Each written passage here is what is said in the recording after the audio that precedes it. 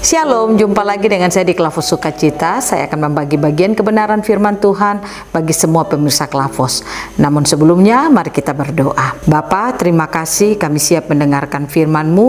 Kami rindu Roh Kudus terus bekerja dalam hidup kami, untuk kami dimampukan menangkap suara Tuhan yang berbicara bagi kami. Amin.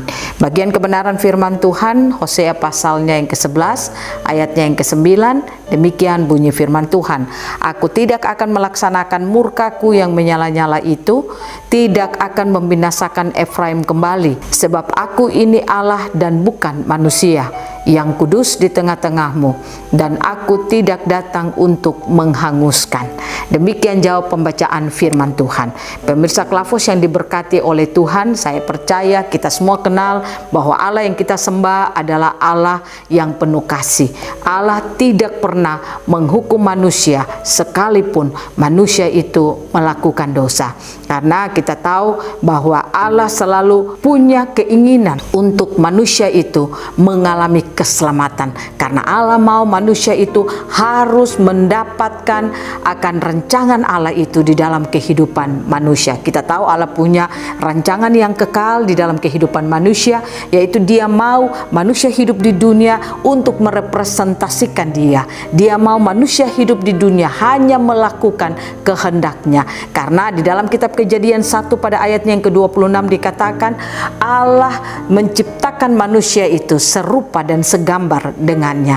Nah, oleh karena itu apapun yang dilakukan oleh manusia, Allah tidak pernah sedikit pun memiliki niat untuk mau menghancurkan manusia.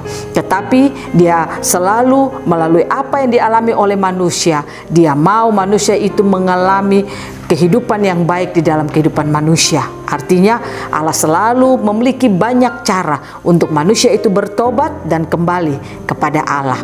Belajar lewat bagian kebenaran firman Tuhan, dikatakan waktu umat Tuhan melakukan kejahatan di dalam kehidupannya, mereka hidup jauh dari Tuhan. Sekalipun Tuhan berkata bahwa Dia sudah menyelamatkan mereka, tetapi mereka tetap memiliki kehidupan yang jauh darinya. Artinya mereka tidak mendengarkan apa yang Dia katakan. Mereka tidak melakukan apa yang menyenangkan hatinya. Mereka tidak menyembah Dia, tetapi sebaliknya mereka menyembah kepada Baal-Baal yang ada. Dalam kondisi situasi yang demikian, Allah kita itu adalah Allah yang penuh kasih. Kalau kita baca dalam kitab Yesaya pasal 1 ayatnya yang ke-18 dikatakan, marilah baiklah kita berperkara firman Tuhan, sekalipun dosamu merah seperti kermisi akan menjadi putih seperti salju, sekalipun berwarna merah seperti kain kesumba akan menjadi putih seperti bulu domba. Nah, ini berarti bahwa ketika Allah berkata demikian, maka Dia tidak akan pernah lari dari perkataannya. Dia Allah yang selalu peduli kepada manusia, dan Dia Allah yang selalu bekerja di dalam kehidupan manusia. Dia Allah yang bertanggung jawab atas rupa dan gambar yang telah Dia berikan kepada manusia, itu harus dikembalikan ke dalam hidup manusia. Nah, oleh karena itu kita baca di dalam bacaan kebenaran firman Tuhan kita pada saat ini, waktu manusia jatuh di dalam dosa, manusia melakukan dosa, dan dikatakan waktu umat Tuhan Efraim itu tidak setia kepada Tuhan. Tetapi Alkitab mencatat, Tuhan berkata, aku tidak datang untuk menghanguskan mereka. Nah, inilah tanda kasih Allah. Nah, kalau Allah begitu mengasihi saudara dan saya, nah apa yang harus kita lakukan dalam perjalanan hidup kita? Apakah kita harus jauh dari Dia? Apakah kita harus hidup tidak taat kepadanya?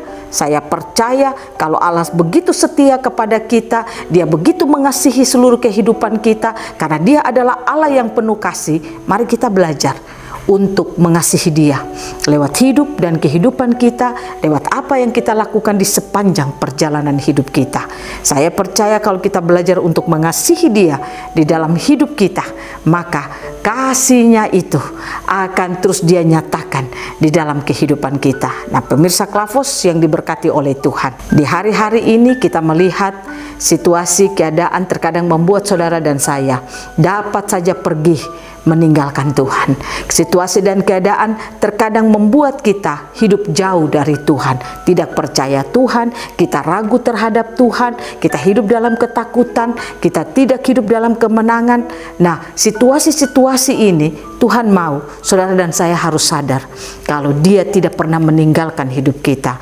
Ingat, sekalipun kita terkadang ragu kepadanya, Dia tidak pernah menghukum kita. Sekalipun kita khawatir kepadanya, Dia tidak pernah meninggalkan kita atau Dia menghukum kita. Tapi sebaliknya, Dia selalu menyatakan kasih-Nya bagi hidup saudara dan saya. Oleh karena itu, mari kita belajar untuk mengasihi Dia dalam hidup kita. Bagaimana caranya kita mengasihi Dia? Saudara dan saya harus belajar untuk hidup dalam setiap perkataannya. Apa yang Dia katakan, apa yang Dia firmankan, mari kita belajar untuk hidup di dalamnya. Kita mengambil perkataannya menjadi kehidupan kita. Kita lakukan di dalam seluruh perjalanan hidup kita.